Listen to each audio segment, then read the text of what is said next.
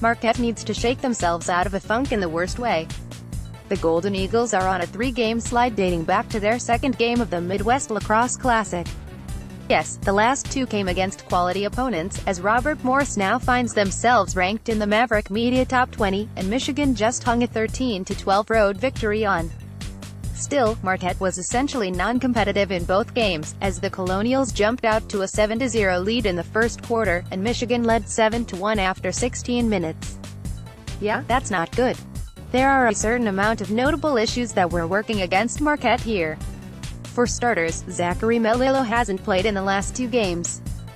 The face-off specialist had won 59% of his draws in MU's first 4 games, and that kind of immediate possession level can be a massive boon to a wildly inexperienced defense like Marquette's.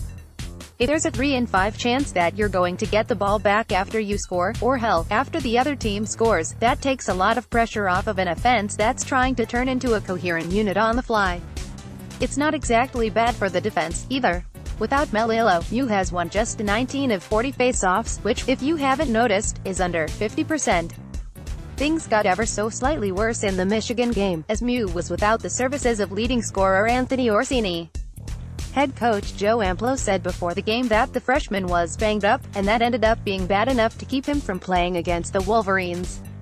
Even after missing the game, Orsini is still leading MU in goals this season with 10 and tied for second in assists with 3. He's made a major impact on the offense in such a short time, and Marquette would be better off with him swinging away on the attack. We'll see if he's back in the lineup on Saturday, as Marquette kicks off Big East action with a pretty stern test. While these are significant issues for the Golden Eagles, it shouldn't be affecting them in as serious a manner as it has been in the first quarters of the last 2 games. After all, in the other 6 quarters, Marquette has only been outscored 11-8, and they matched Michigan evenly at 6 goals apiece. Under Joe Amplo, Marquette has earned a reputation as a tough, scrappy team. They have an absurdly fantastic record in games decided by 1 goal for a program in its 6th season. It's shocking to see Marquette completely out of kilter straight out of the gate. Have they had big losses over the years? Of course. But it took a majority of 60 minutes for the Denvers and Dukes of the world to pull away from the Golden Eagles in those games. I would expect to see a 3rd straight bad first quarter from MU this week. We'll see what happens. Big East game. Also, the first 100 fans in attendance get a free Marquette Roll-A-Banner Twitter updates. At Marquette Marquette is 3-3 all-time against Georgetown. The Golden Eagles have won in the regular season in each of the past 2 seasons, while the Hoyas won in the Big East tournament in 2015 in the only previous meeting where the Hoyas were ranked. Georgetown was riding high a week ago, sitting at 6-0 with quality wins against Robert Morris and Towson, both on the road.